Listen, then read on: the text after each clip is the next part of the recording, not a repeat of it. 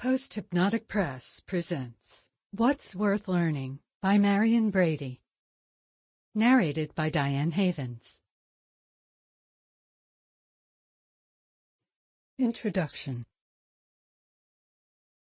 American education isn't up to the challenge. The evidence is inescapable. Millions of kids walk away from school long before they're scheduled to graduate. Millions more stay but disengage. Half of those entering the teaching profession soon abandon it. Administrators play musical chairs, barbed wire surrounds many schools, and police patrol hallways. School bond levies usually fail. Superficial fads, old ideas resurrected with new names, come and go with depressing regularity.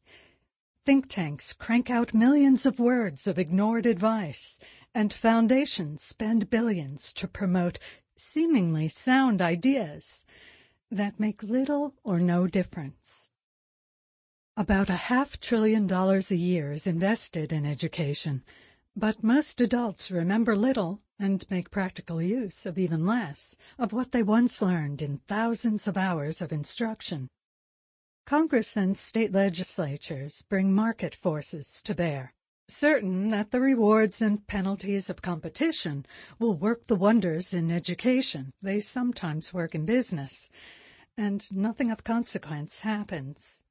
Charter schools are formed to promote innovations, but if the merit of those innovations is judged by scores on corporately produced standardized tests, the innovations are inconsequential.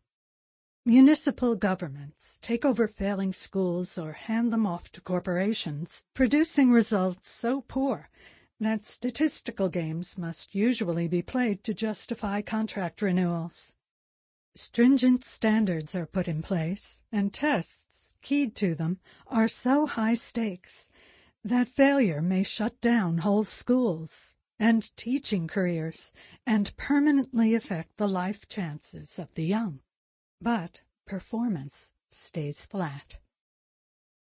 Cut through the hype and the ideology-driven political rhetoric, and it's clear that decade after decade, institutional performance nationwide changes little. Even schools considered models and pointed to with pride, upscale, beautiful, well-staffed, shipping high percentages of their graduates off to the Ivy League, send most students on their ways with talents and abilities unidentified or undeveloped. Few graduate with their natural love of learning enhanced or even intact. Perhaps most damning of all is the fact that the human need to understand, to know, to make sense of the world is one of the most powerful of all human drives. But the institutions we've created to meet that deep human need would close their doors if it weren't for mandatory attendance laws, social expectations, and institutional inertia. The static state of America's schools stems in large part from a failure to understand a process, sometimes called institutionalization, and its implications for what's taught. In educating, the curriculum is where the rubber meets the road. If it's poor, the education will be poor. No matter state or national standards, no matter the level of rigor, no matter the toughness of tests, teacher skill, school size, market forces imposed, length of school day or year, parental support, design or condition of buildings, generosity of budget, sophistication of technology, administrator wisdom, or enthusiasm of students.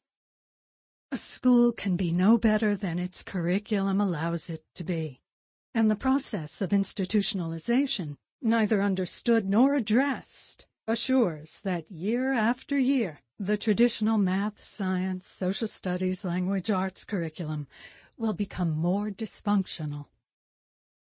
The process of institutionalization occurs in stages, beautifully explored and elaborated by the late Carroll Quigley in his 1961 Macmillan book, The Evolution of Civilizations. Stage 1.